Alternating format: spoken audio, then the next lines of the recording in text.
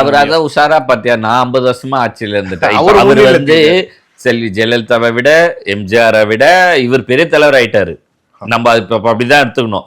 அதே இன்டர்வியூ கேட்கறாங்க, நீங்க போனவங்க கூட கூட்டணியில வந்து 4 மாசத்துக்கு முன்னாடி வரைக்கும் கடையை விரிச்சு உக்காந்து இருக்காரு, நீங்க ஒருத்தருமே வரல, நீங்க இன்னைக்கெல்லாம் வந்த உடனே என்னங்கன்றீங்க அப்படின்னு.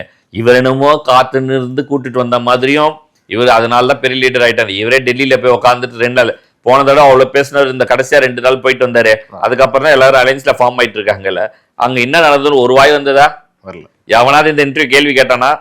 சோ அங்க ஏதோ ஊமை கொத்து வாங்கினாரு, இங்க வந்து அமைதியா இருக்கிறாரு. இப்ப கேட்டா எல்லாத்துக்கும் நான் தான் காரணம்னு சொல்லிக்கிறாரு.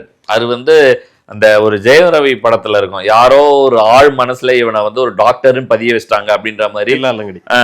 அதிமுகவுடைய பொதுச்செயலாளர் மனசுல ஆள் மனசுல யாரோ நீங்க தான் பெரிய தலைவர்னு பதிய வச்சிட்டாங்க. அது இவர் வந்து அந்த மதிப்பிலே திரியிறாரு. எலெக்ஷனுக்கு அப்புறம் அது என்னன்றது ரிசல்ட் தெரிஞ்சிடும்.